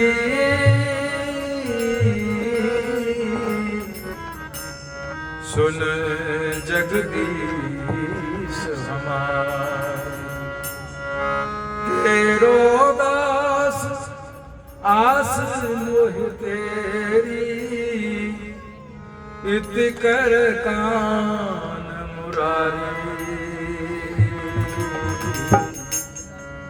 सुन जगदीश हमारी। दीनानाथ दीन है तेरू, गाय ही क्यों न जीवायो। आछे सब अंग हैं आके, मेरे यश ही बढ़ा। कितनी सुंदर गाय है, कितने सुंदर अंग हैं इसके। महाराज मुझे यश दिला दो, गाय को जिंदा कर दो। और कहते हैं कि जो कहूँ या के कर महिमा नहीं, जीवन लिखो विधाता। अगर आप ये कहें नहीं नहीं इसकी तो आयु समाप्त हो गई, अभी जिंदा नहीं होगी, जो कहूँ या के कर महिमा नहीं, जीवन लिखो विधाता। नाम देव की आयुर्दासों हो तुम ही प्रभुदाता। नामदेव की आयु लग जाए से, लेकिन महाराज गाय प्रभु कृपा से गाय तुरंत जीवित हो गई। बोलिए भक्तवत्सल भगवान की। जैसे गाय जिंदा हुई, अब तो सिकंदर लोभी पैरों पड़ गया और कहने लगा खड़ा होके, बोले ले वो देश गांव। बोले महाराज अब तुम्हारे नाम गांव कर दूं कि देश कर दूं पूरा? बोले ले वो देश गांव, जाते मेरो कछु नाम होए, चाहिए न कछु दई सेज मनवाई है। नामदेव बोले मुझे कुछ नहीं चाहिए। क्यों नहीं चाहिए? नामदेव जानते हैं कि ये अर्थ जो है अनर्थकारी होता है। अर्थ में सारे अनर्थ ही भरे पड़े हैं। रुपए में जैसे 15 आने होते हैं, 16 आने, तो 15 आना तो ये अनर्थकारी है, सिर्फ एक आना अर्थकारी है कि धन से थोड़ा धर्म हो जाता है। तो कहते हैं कि ले वो देश गांव जाते मेरो कछु नाम होय, वो चाहिए न कछु। नामदेव बोले मुझे कुछ नहीं चाहिए।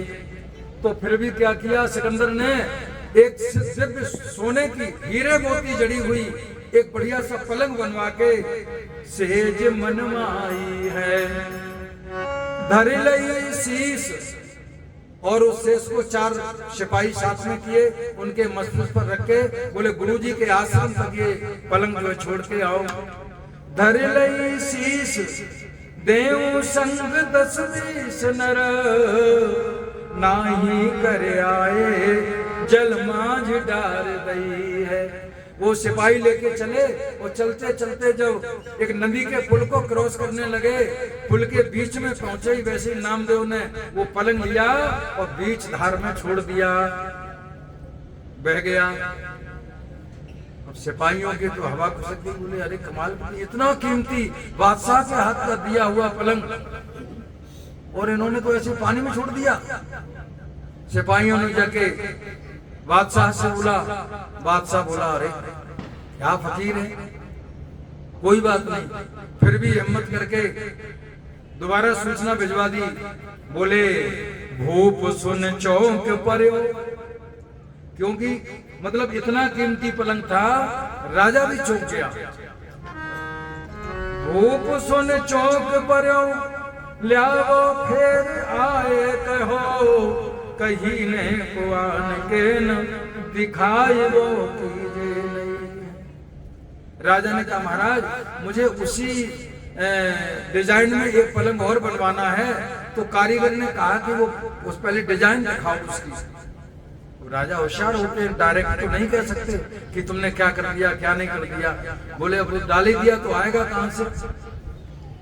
बोले अच्छा ठीक है।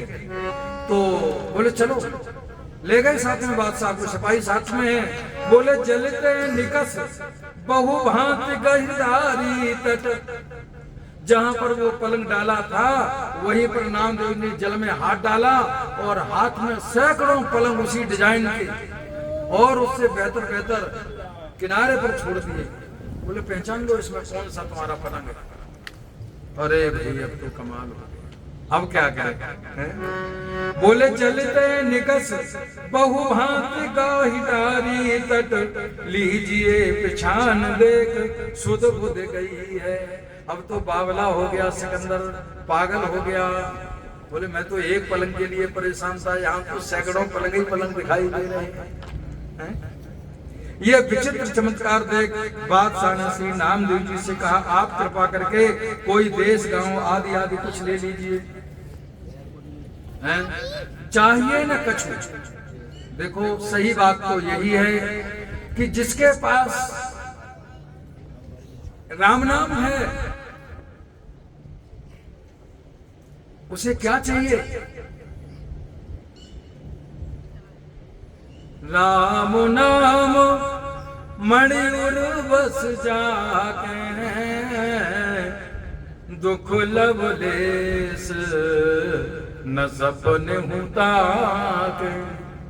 जिसके पास ये राम नाम मणि है फिर भी वो दुखी है, फिर भी जीवन में क्लेश है, इसका मतलब या तो उसके पास मणि है नहीं, और है तो मणि की पहचान नहीं है, और पहचान भी है तो उसने मणि को कहीं लपेट के रखा है। क्योंकि मणि का प्रभाव है कि मणि को स्पर्श लोहे में करा दो सोना हो जाएगा। पारस गुण अवगुण नहीं देखत कंचन करत खरो, प्रभु जी मेरे अवगुण चितना धरो। तो देखा चाहिए कछु ना जाए, न चाहिए कबहू कछु।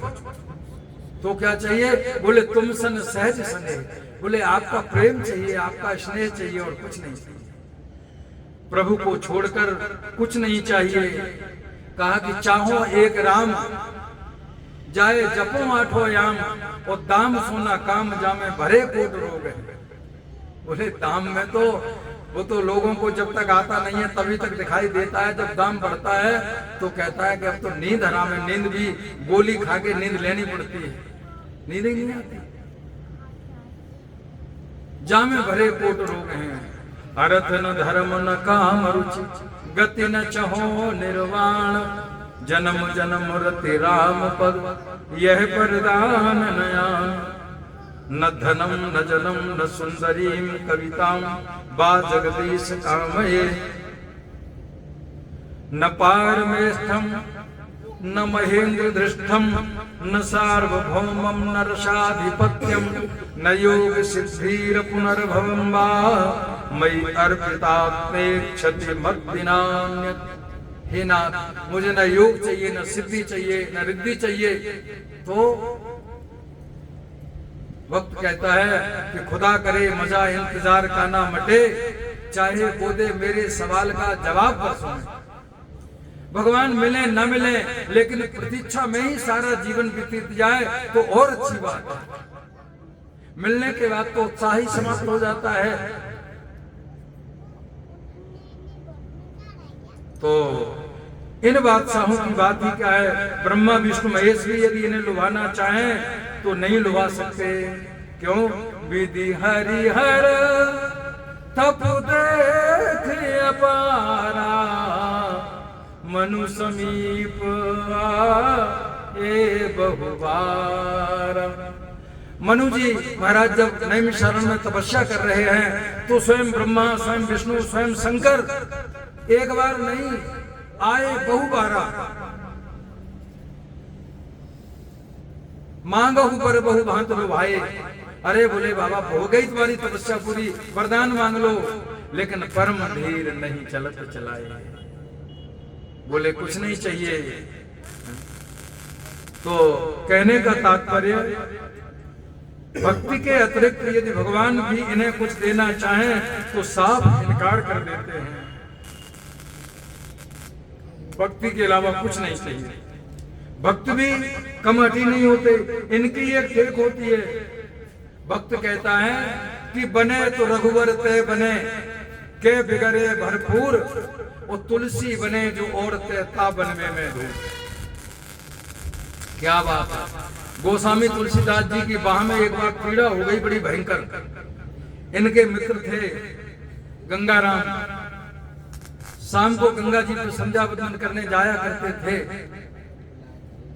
एक दिन उन्होंने कहा कि आप बाबा पैसे परेशान होते हैं, हमारे मिलने वाले हैं फकीर, एक झाड़ा लगा देंगे और तुम ठीक हो जाओगे। तो गोस्वामी तुलसीदास जी ने कहा कि बने तो रघुवर ते बने, के बिगड़े भरपूर, और तुलसी बने जो और ते था बनवे में धूल। बोले रघुनाथ जी ठीक करें तो करें, नहीं तो कट जाए यहाँ से, लेकिन ये तुलसी किसी और के पास नहीं जाएगा। इतनी निष्ठा होनी चाहिए अपने ठाकुर में। वो हम तो हमारे तो जाने पूजा जरूर करते हैं, ना जाने कितने ठाकुर जहाँ सुना अरे वो वहाँ बाबा जी बड़े सच्चे हैं भगलिए, अरे वो तो कुछ भी नहीं किसी ने बताया, वो बहुत सच्चे हैं वहाँ भी भगलिए।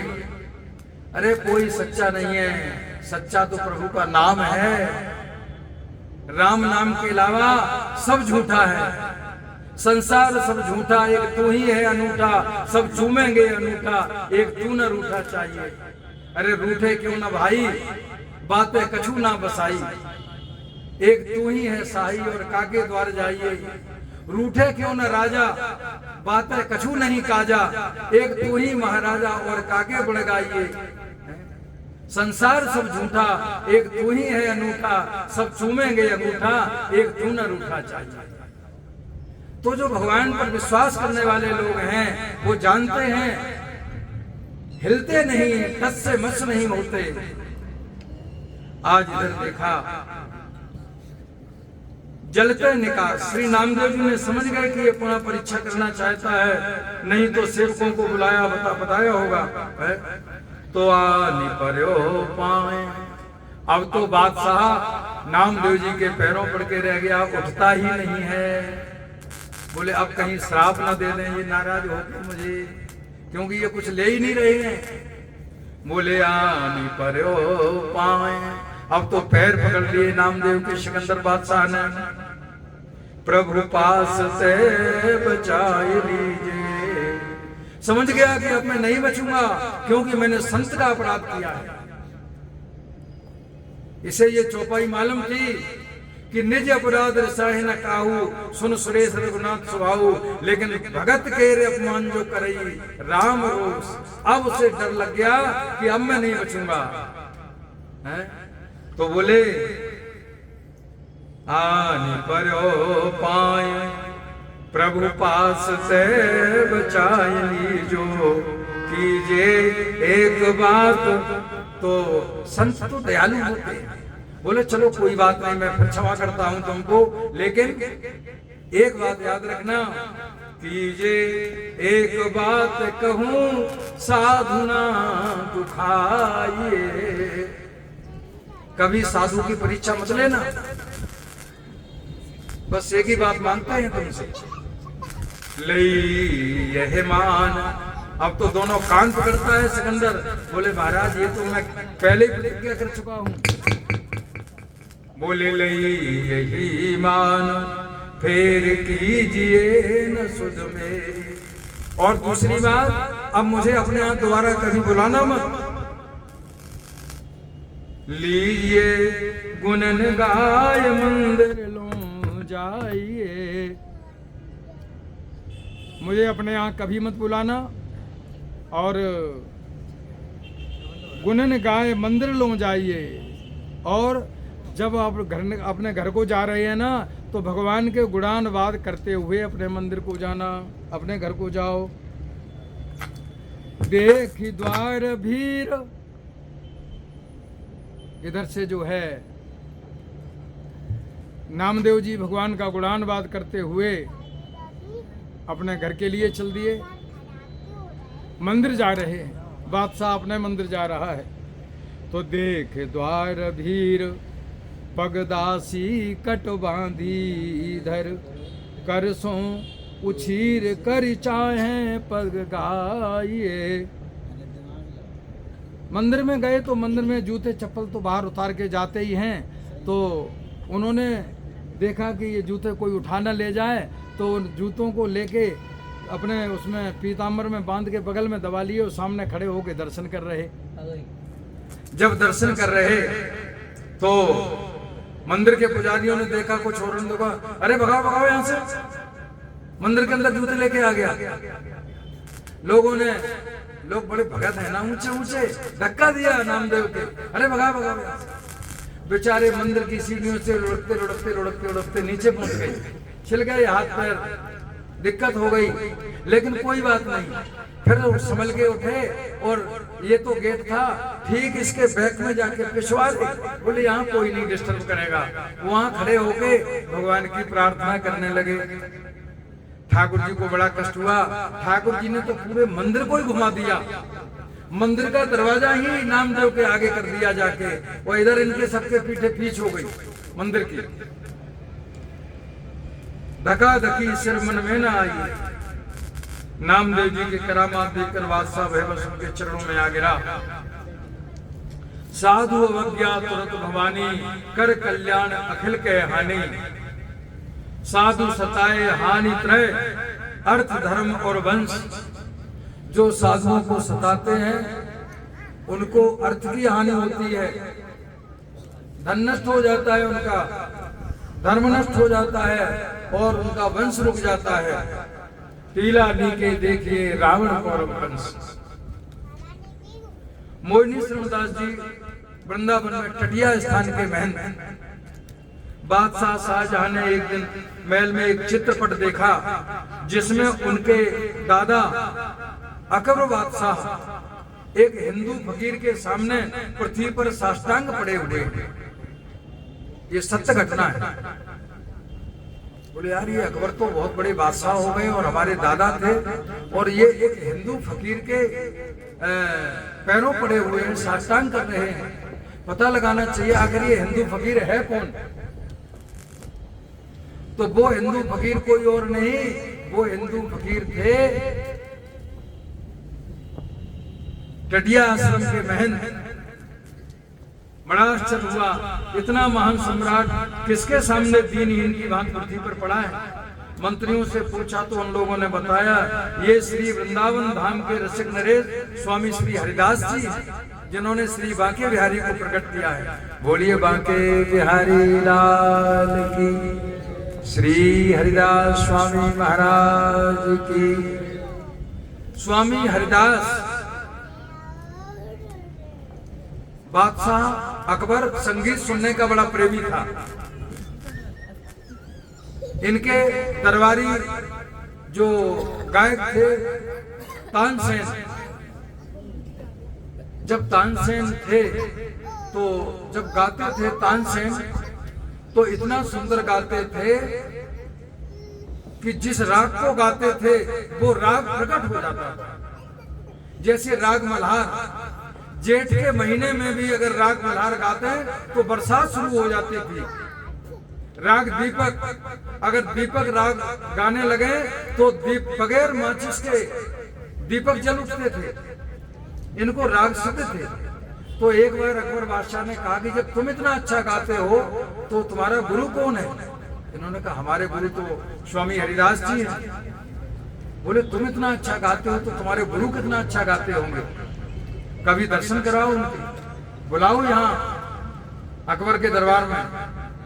तो तानसेन ने कहा कि माफ करना, हमारे गुरु कहीं जाते नहीं है, न किसी बादशाह के लिए गाते हैं। तो बोले उनका तो एक ही बादशाह है ठाकुर बांके बिहारी, जिसके लिए गाते हैं उसी को सुनाते हैं, वो उसकी मर्जी होती है तो ही सुनाते हैं। बोले तो हम कैसे सुने? बोले तुम्हें वृंदावन चलना पड़ेगा उनका भजन सुनने के लिए। बोले तो चलेंगे। बोले लेकिन एक बात याद रखो, अगर ये तुम बादशाही पोशाक पहन के जाओगे, बादशाही जामा धारण करके जाओगे तो भी नहीं सुनाएंगे।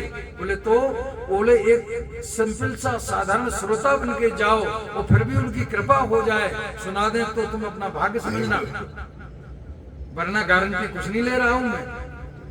बादशाह अकबर बड़ा प्रेमी था संगीत सुनने का। उन्होंने कहा ठीक है।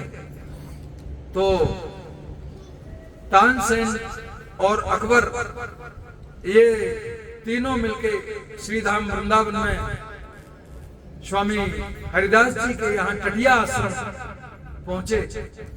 तो ये बिल्कुल दीनहीन बनके और साधारण सा, कोई मतलब नहीं कह सकता ये बादशाह थे ही नहीं बादशाह उस समय तो, मतलब सब कुछ उतार के आए हैं बादशाही और बैठे। क्यों? संगीत के प्रेमी थे। भाई नियम है कि गिलास जब सुराही के पास जाता है तो सुराही झुक जाती है, और गिलास अगर मटका बन के जाए तो सुराही क्या करेगी बेचारी। कहीं भी जाओ कुछ पाना है तो छोटे बन के कुछ पा पाओगे। बस संगीत शुरू हुआ।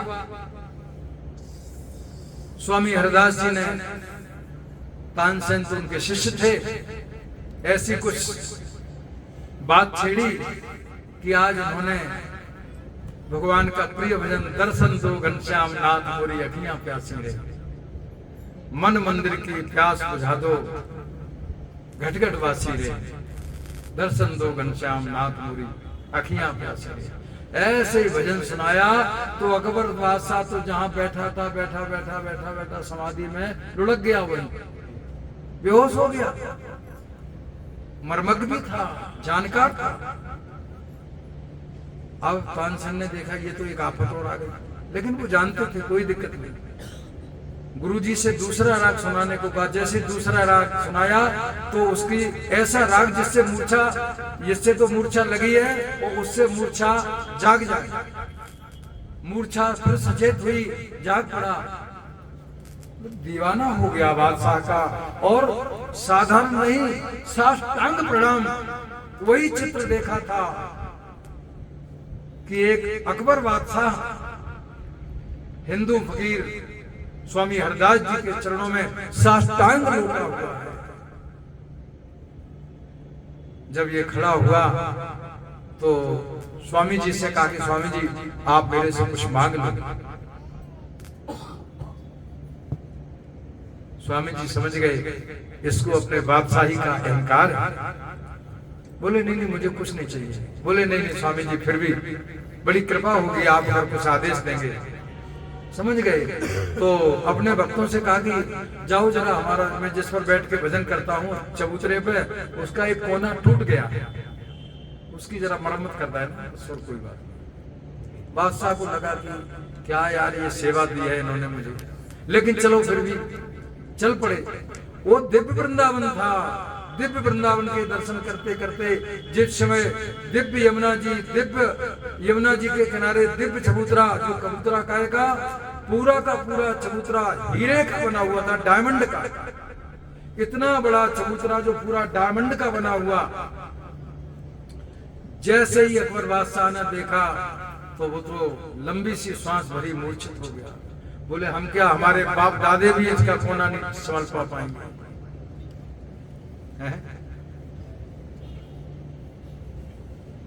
एक डायमंड की कीमत कितनी होती है, और ये पूरा का पूरा चबूतरा डायमंड का बना हुआ है, हीरे का। लौट के आया, बोले स्वामी जी माफ करना, मैं आपकी आज्ञा का पालन नहीं कर सका, अब आज्ञा दें। तो स्वामी जी ने कहा यही आज्ञा है कि दोबारा यहाँ कभी मत आना। बादशाह बोला ऐसे मैंने क्या भूल कर दी? बोले नहीं बात भूल की नहीं है, मैं ठहरा फकीर, आप ठहरे बादशाह। आप अगर आओगे जाओगे बार बार आना जाना रहेगा, हमारा रंग अगर तुमको लग गया तो तुम्हारी बादशाह चली जाएगी, और कहीं तुम्हारा रंग हम पे चढ़ गया तो हमारी फकीरी चली जाएगी। इसलिए तुम अपनी बादशाहत में मौज करो और हमें अपनी फकीरी में मौज लेने दो। वाह वारे मौज फकीरी में, जो सुख पावो राम भजन में, सो सुख नाही अमीरी में। भरी बुरी सबकी सुन ली है, कर गुजरान गरीबी में। कहत कबीर सुनो भाई साधो, साहब मिले सबूरी में। हमेशा हमेशा के लिए बादशाह को विदा कर। तो इन कथाओं में, इन प्रसंगों में बहुत कुछ रहस्य छुपा हुआ है। अगर इनका मनन करो, चिंतन करो, तो इनसे जीवन सुधर जाता है। महाराज मोहिनी शरण देव जी का नाम बताया, वो उनके वंशज गए वहां ढूंढते ढूंढते। मोहिनी शरण महाराज उस समय थे, स्वामी हरदास जी तो जा चुके थे। तो वो परंपरा टटिया आश्रम में आज 14वीं गद्दी चल रही है, लेकिन टटिया आश्रम में आज भी न लाइट है, वही दीपक जलता है, वही ठाकुर हैं स्वामी हरदास जी के सभ्य ठाकुर, जिनकी स्वयं वो सेवा करते थे, वही ठाकुर आज भी विराजमान है वहां। मिट्टी के बर्तन, करुआ, मिट्टी का ही आसन जिस पर बैठ के भजन। टटिया आश्रम में आज जो भी वृक्ष लतावली पत्रावली है, नियम है, वहां उनको कोई तोड़ नहीं सकता है। एक बार हमारे ही एक रिलेटिव थे, कम से कम 35 साल पहले हमारे साथ वृंदावन आए, तो उन्होंने ये सुन रखा था कि वृंदावन के वृक्ष को मरम न जाने कोई, डाल डाल और पात पे राधे राधे। तो वो टटिया आश्रम जब पहुंचे, ये मैं बात कर रहा हूं अपने वो भांजा गौरव है, गौरव के बाबा जो लेखपाल जी थे, वो जीवन में पहली बार वृंदावन गए। तो घूमते घामते जब टटिया आश्रम पहुंचे तो बड़ा मतलब उनकी निगाह में मतलब वही दिव्य वृंदावन भरा हुआ था। तो वो पत्ते को पकड़ के देखने लगे, तो उस पर उनको हर पत्ते पर राधे राधे राधे राधे राधे राधे लिखा दिखाई दिया। तो उनके आंख से आंसुओं की झड़ी लग गई और आके बोले कि शास्त्री जी, मैंने तो जैसा लोगों से सुना था वैसा वृंदावन आज भी है, लेकिन वो वृंदावन उन लोगों के लिए वही दृष्टि चाहिए, तो वही वृंदावन आज भी है। लेकिन हम अगर वो दृष्टि, कहते ना जैसी दृष्टि वैसी सृष्टि, सृष्टि नहीं बदली है, हमारी दृष्टि बदली है। और यदि दृष्टि बदल जाए तो दृष्टिकोण बदल जाता है। तो उन्होंने अपने आंखों से जब राधे राधे हर पत्ते पर लिखा देखा तो समझ में आता है कि वास्तव में वो टटिया आश्रम आज भी वहाँ की यही परंपरा है। कोई एक अपने आप वृक्ष टूट के गिर जाए, पत्ता झड़ जाए, कोई दिक्कत नहीं, लेकिन न वहाँ कोई वृक्ष काटा जाता है, डाली टेढ़ी मेढ़ी कैसी ही हो, लेकिन वहाँ के पत्ते को, डाली को, लकड़ी को कोई टच नहीं करता है। क्यों? कि न जाने कौन सा वृक्ष, कौन से बड़े बड़े तपस्वी ऋषि मुनि महात्मा का रूप लेके यहाँ पर तपस्या कर रहे हैं हजारों हजारों वर्ष से। एक संत की बात आती है, संत ने अपने शिष्य से कहा, वो सद गुरु थे, वो सद शिष्य था, बोले बेटा हाथ धुलने हैं, थोड़ी मिट्टी लाओ, जरा हाथ धुल लें, क्योंकि संत लोग साबुन से बहुत कम हाथ धुलते हैं। और आजकल तो 5 स्टार 7 स्टार में, वो हमारे दादाजी थे, हमारे पड़ोस में रहते थे, उनको तूताराम जी जब पद्मश्री का पुरस्कार के लिए निमंत्रण आया, अशोका होटल में रहने के लिए उनकी व्यवस्था की गई, तो वो तो अपने मतलब यहीं का वृंदावन का पानी, वृंदावन से यमुना की मिट्टी लेके गए अशोका होटल में, तो रुके, और सुबह जब फ्रेश होके अपनी मिट्टी निकाली, उसमें वाश बेसिन में धोने लगे, तो दौड़ पड़े चारों रंग से उसके, अरे बाबा क्या करते हो? बोले क्यों? बोले ये क्या गंदगी फैला रखी तुमने? अच्छा भैया गंदी हो गई, हाँ ठीक है कोई बात नहीं। बोले मैंने बच्चों से पहले ही कहा था भैया, मुझे तुम कहाँ नरक में ले जा रहे हो? अशोका होटल को उन्होंने नरक की उपमा दी, वहां का पानी भी नहीं पिया, जैसे तैसे अपना पुरस्कार लेके चले आए हैं। तो कहने का तात्पर्य, वो जो शिष्य था पूरे जहां जहां जाए नीचे मिट्टी उठाने को जैसे झुके, तो उसे एक कण राधा के रूप में, जो श्याम कण था वो कृष्ण के रूप में, और श्वेत कण राधा के रूप में, घंटों हो गए, मिनटों हो गए, किलोमीटरों में भागा, दिखाई नहीं दे रही। बहुत दूर चल के गया, सुबह से शाम होने को आई, जब कहीं सीमा से बाहर गया, जब उसे मिट्टी दिखाई, अरे लाला तेने इतनी देर कर ली मिट्टी लाते लाते। गुरुजी क्या करें, ऐसी ऐसी बात। अच्छा भैया तैं तो सिद्ध है गए, तैं तो सिद्ध है। वास्तविकता यही है। आज वृंदावन में लोग जाते हैं, जूते चप्पल और वो सब, क्योंकि उनको तो गंदगी दिखाई देती है, उनको मिट्टी दिखाई देती है, उनको वृक्षावली दिखाई देती है, उनको वो दिव्य वृंदावन, दिव्य वृक्ष, उनको वो बातें याद नहीं है कि डाल डाल और पात पे राधे राधे। मुरारी बापू एक बार कथा सुना रहे कि यही वृंदावन में उनकी कथा थी, संतों की जमात भी साथ चलती थी, सचमुच की कथा, वास्तविक प्रसंग। वो संत लोग अपना कपड़ा सुखाने के लिए एक वृक्ष में कील ठोकने लगे कि इस कील में रस्सी बांध देंगे और 8 दिन रुकेंगे तो यहाँ अपने कपड़े सुखा लिया करेंगे। जैसे इन्होंने पेड़ में कील ठोकी तो उससे रक्त की धार निकल पड़ी। ये सत्य घटना है। वृक्ष से पानी की जगह खून की धार। तो कहते हैं वृंदावन में आज भी पता नहीं कौन सा वृक्ष, कौन सी लता, कौन सी पता, कौन सा दिव्य महात्मा कितने वर्षों से यहाँ वृक्ष के रूप में, लता पता के रूप में, रज के रूप में धूल उड़ावत शीश पे कौ रहीम के काज, बोले जय रज मन पत्नी तरी सोई ढूंढत गज, रे मन वृंदा विपिन निहार। वो कहते हैं अरे मन, वो दिव्य वृंदावन का दर्शन कर तू, वृंदावन सीमा के बाहर हरिहु को न निहार। अगर यमुना जी के पार तुमको ठाकुर जी भी बुला रहे हो, नहीं नहीं मैं तो इधर हूं आ जाओ, बोले मत मानना, रे मन वृंदावन निहार। तू तो वृंदावन की सीमा से कई बार, अब कितनी सारी कथाएं हैं, उनको कहने में लग जाए तो हमारा प्रसंग अधूरा रह जाता है। हरिराम व्यास जी ओरछा के रहने वाले महाराज राजा वृंदावन में जब पहुंचे तो प्रण कर लिया कि अब वृंदावन को छोड़कर कहीं नहीं जाएंगे। एक बार उनके परम प्रेमी में बहुत ही अनन्य भक्त बोले गुरुजी मैं शाम को आपको यहीं छोड़ जाऊंगा। उस समय गाड़ी वाड़ी तो थी नहीं, पुरानी बात है, ट्रेन चलती थी। बोले भैया मेरी रात वृंदावन में ही गुजरे। बोले कोई बात नहीं, चल दिए। अब कुछ लोग जो है नीचे बैठे थे और कुछ लोग ऊपर, तो नीचे की बर्थ खाली थी, वो व्यास जी महाराज नीचे बैठ गए। अब ऊपर जो महाशय बैठे थे वो जूते पहन के और पैर लटकाए हुए और बैठे, उनको ये भी पता नहीं कि कैसे बैठना चाहिए कैसे नहीं। अब वो जब गाड़ी चल दी तो उनके जो पैर में जूते पहने थे वो महाराज जी के चांद में खट खट जैसे हिले पैर वैसे वो खट खट। तो जो साथ में जाते थे उन्हें डांटा, अरे पैर ऊपर कर ले, तुझे दिखाई नहीं देता। अरे बोले यहाँ से कछु मत कहो, ये तो हमारे व्यास जी की वाणी को सत्य कर रहा है। बोले कैसी वाणी? बोले व्यास जी ने लिखा है कि व्यास जो वृंदावन तज भटके तासिर पनही ठोक। बोले हम वृंदावन छोड़ के जा रहे हैं, सो पनैया पड़ रही हैं चांद पे। बोले ये हमारे व्यास जी का पद है, ये व्यास जी का पद। बोले यानी तो व्यास जी की वाणी सत्य कर दी है आज। व्यास जो वृंदावन तज भटके तासिर पनही ठोक।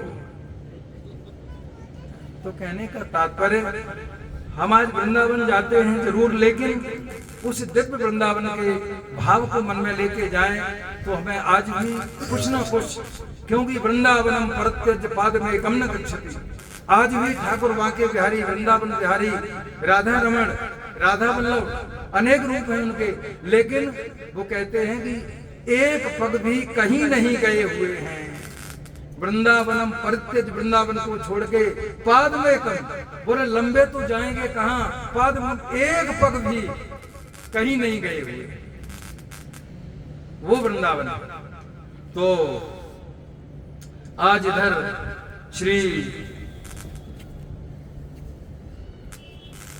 मोहिनी शरण जी महाराज जो टटिया आश्रम के महंत थे, उनके पास अकबर का वंशज पहुंचा तो उन्होंने कहा भैया आपकी आए सो आए, लेकिन अब तुम कभी हमारे पास मत आइयो।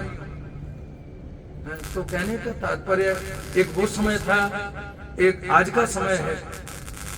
तो भौतिकवाद बढ़ रहा है, हम तो किसी को दोष नहीं देंगे। ठाकुर जी जिसको अपनाना चाहते हैं उसकी वैसी गति और मति कर देते हैं, और बाकी जैसी जिसकी रीझ बूझ। इधर एक बादशाह जंगल में शिकार खेलने गया तो उसे बड़े जोर की प्यास लगी। जल की खोज करते करते राजा एक महात्मा के आश्रम में जा पहुंचा। महात्मा ध्यानस्थ थे, उनका कमंडल जल से भरा हुआ था। प्यास सा राजा, उसने कुछ पूछा ना बताया, कमंडल उठाया और जल पी लिया। और जल पीते ही एकदम से उसके तो सब कुछ बदल गया। अरे बोले बेकार है, क्या रखा है, देखो ये महात्मा क्या आनंद में अपना जीवन व्यतीत कर रहे हैं, और मैं ये परेशानी वो परेशानी, इस राजा ने चढ़ाई कर दी, उसने चढ़ाई कर दी, वो तो बैरागी हो गया। अब जो सिपाही थे, सिपाहियों ने 1 मिनट में इतना परिवर्तन देखा। अरे बोले क्या हुआ महाराज? अरे बोले जाओ तो अपना देखो जाके, मैं कहीं नहीं जा रहा। अरे बात तो बताओ क्या हुई? अरे बात क्या हुई? जब धीरे से महात्मा की समाधि टूटी, महात्मा ने देखा हमारे कमंडल में जल ही नहीं है, तो पूछा भैया इसका जल किसने पी लिया? तो वो बादशाह बोला महाराज मुझे प्यास लगी थी, मैंने पी लिया। ओ जब ही एक साधु के कमंडल का जल पीते ही एक बादशाह में फकीरी जागृत हो गई। बादशाह के विचार बदल गए। बोले मुझे नहीं राजा बनना, मैं तो फकीर बन के जीवन व्यतीत करूंगा। तो संग का इतना रंग चढ़ता है। कहने का तात्पर्य, दिल्ली से ज्ञानदेव जी, नामदेव जी आज संतों की मंडली तीर्थ यात्रा करती करती राजस्थान पहुंची। एक बार मरु देश के तीर्थों की यात्रा के सिलसिले में सबको बड़े जोर की प्यास लगी। जब वहां जल का संकट पड़ा, सारे कुएं सूखे पड़े, दूर दूर तक पानी नहीं। पता लगाने पर बहुत दूर तक एक कुआं पता लगा। जब लोग कुएं पर पहुंचे तो देखा कुआं इतना नीचे गया कि लोग किसी भी साधन से प्राप्त नहीं कर सकते पानी। ज्ञानदेव जी ने सिद्ध बल से कुएं में प्रवेश कर जलपान किया। ज्ञानदेव तो सिद्ध महात्मा थे, सिद्ध होके सूक्ष्म रूप लेके कुएं में उतर गए और पानी पी के बाहर आ गए बिना सीढ़ी के। नामदेव जी के लिए भी जल भरकर ले आए, परंतु श्री नामदेव जी ने वो जल नहीं पिया। बोले ये जल आप बड़े परिश्रम से लाए हैं और लोगों को पिला दीजिए। अरे बोले आपका तो पहले ख्याल रखना है, क्योंकि वो वामदेव महाराज ने कहा है कि मैं नामदेव को आपके हाथ में पकड़ा रहा हूँ, जरा इसका ख्याल रखना।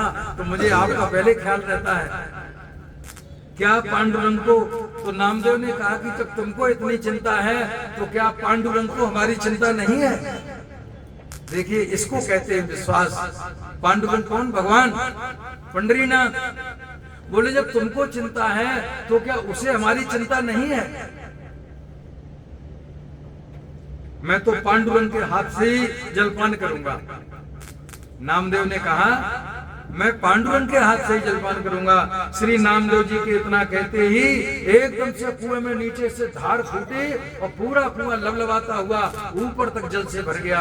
अब तो नामदेव तो छोड़ो, उस क्षेत्र के जितने भी गांव थे सारे के सारे गांव वालों के लिए ये नामदेव तो साक्षात पांडुरंगा हो गए। सारे जो क्षेत्र की जो है सूखा समाप्त हो गई, जल प्रवाहित होने लगा। क्यों? उसे अकेले नामदेव की नहीं, नामदेव को तो सारे संसार की चिंता है। सबके लिए जल उपस्थित करा दिया।